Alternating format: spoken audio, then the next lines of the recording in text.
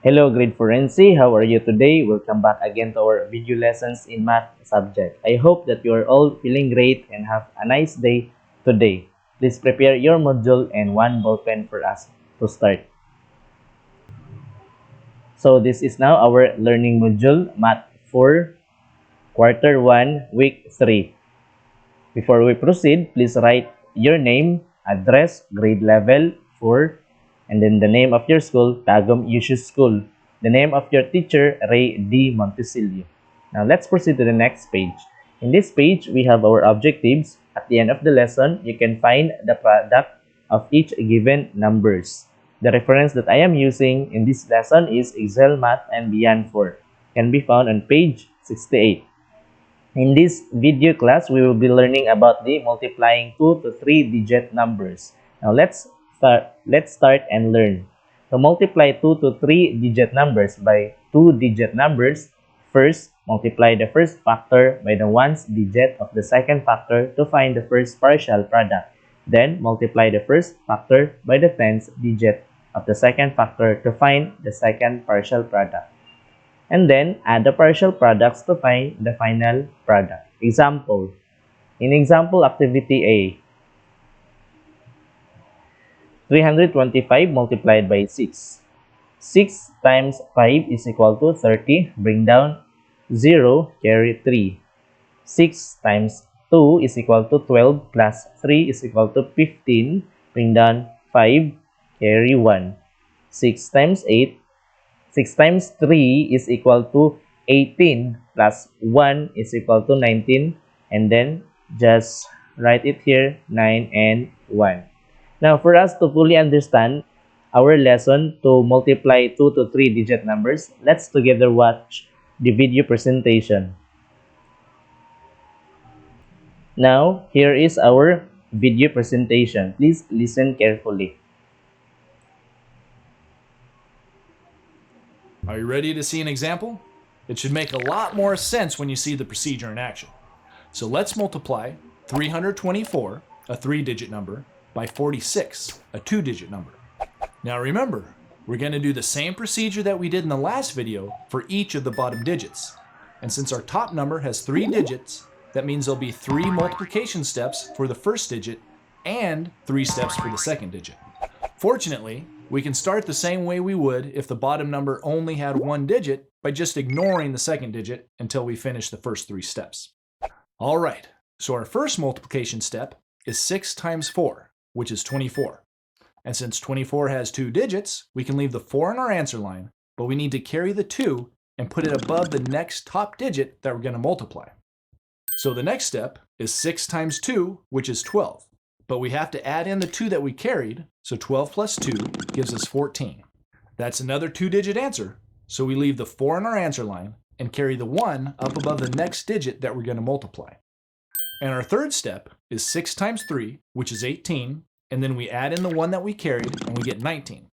This time we can leave both digits of the 19 in our answer line because there's no more multiplication steps to do. Well, at least there's no more steps for the first digit. Remember, we still have that other bottom digit that we've been ignoring. Now we have to multiply it by each of the top digits also, which means we have 3 more steps to do. It also means that we'll get a second answer. And because we'll get a second answer, we need to start a second answer line for the next set of steps. We're going to put our new answer line just below the first one. So this answer line comes from our first bottom digit, and this answer line will come from our second bottom digit. At the very end, after we're all done multiplying, we're going to add the 2 answers together. But for now, let's continue with the second set of multiplication steps. Oh, and I almost forgot to tell you, there's something very important that you need to do when you start the second set of steps. Because the second digit of the bottom number is in the tens place, that means that even though the digit's only a 4, its value is really 40. That's 10 times bigger, so the answer we get should also be 10 times bigger. So before we start multiplying, we need to put a 0 in the first spot of our answer line so it's 10 times bigger. That means that all the other answer digits we put there are shifted to the next bigger number place. And just so you know, if we happen to have a third bottom digit, we would get a third answer line, and we need to shift the third answer over by 2 zeros, because it would be 100 times bigger. And if we had a fourth digit, there'd be a fourth answer line shifted over by 3 zeros. And if we had a fifth bottom digit, there'd be a fifth answer line shifted over by 4 zeros. See the pattern? Boy, am I glad we've only got 2 bottom digits. And now you see why we always put the number with the fewest digits on the bottom when we're multiplying. But let's continue with our problem. Let's do the first step of our second bottom digit. We multiply that digit, 4, by the ones place digit of the top number, which is also a 4.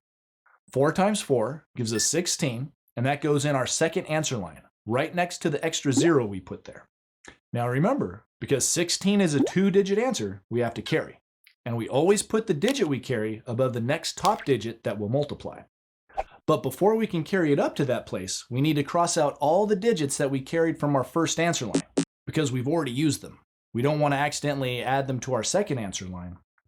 There. So now we can carry our 1 to the top of the tens place, which means it will go in the column above this 2, because that's the next top digit that will multiply with our bottom digit. Now we can do the next multiplication step. 4 times 2 gives us 8, and then we'll add the 1 that we carried, and we get 9. Great! Finally a 1-digit answer, so we don't have to carry this time. We just write the 9 in the next place of our answer line and move on to the next step. The next and last multiplication step is 4 times 3, which is 12. And since there's no more steps, we can write both digits in our second answer line. All right, we're finally done with all our multiplication steps. We multiplied each bottom digit by each top digit, just like we were supposed to. But now what do? We have 2 answer lines, but this is just one multiplication problem. Well, remember, the reason we have 2 answer lines is that we're pretending that we're doing 2 separate multiplication problems. We treated it like it was 6 times 324 and 4 times 324. But since the 4 was in the tens place, we had to put an extra 0 in our second answer, since it would really be the answer from 40 times 324. Now, as I mentioned earlier, all we have to do to get the final answer is add those 2 answers together. And the great news is that those answers are already stacked up like an addition problem should be. So we can just draw a line below them and stick a plus sign on the left side. Now we can add them, column by column, starting from the ones place, just like we did in the multi-digit addition video. 4 plus 0 equals 4. 4 plus 6 equals 10, so we carry the 1. 1 plus 9 equals 19, so we carry the 1 again. 1 plus 2 equals 4, and then our last answer digit is just 1. There, our final answer is a pretty big number, 14,904. Let's double check with a calculator to make sure we got it right. Let's see. Yep, that's exactly what you get when you multiply 324 by 46. Okay, so that's the end of our video presentation. I hope that you have learned something to our video presentations.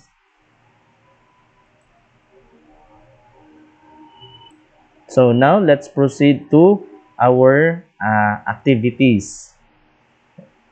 So in this page, we will work together, find the product from the activity A, activity B, until activity C. So you will be the one to answer to find the product. Next, let's proceed to the next page. So in this page, we will be learning about on how to solve the word problem. For example, you are given a word problem. There are 85 orange trees in a farm. If a tree yields 244 oranges a year, how many oranges can be harvested in 1 year? So we have the following questions. What is asked in the problem? What are given? What operation to use? Mathematical sentence and the solution. And then you have to answer each question. So you're supposed to answer in here, how many oranges can be harvested in 1 year? And for the next question, what are given? 85 orange trees and 3 yields 244 oranges a year. And for the next question, what operation to use? You are going to answer multiplication and addition. And for the next mathematical sentence, you have to write it here, 244 times 85. And then our final answer, solution, will be going like this. For the next page, solve the given word problem. So you will be the one to solve from 1, 2, until 3. Okay, so that's the end of our video lessons in math subject. I hope that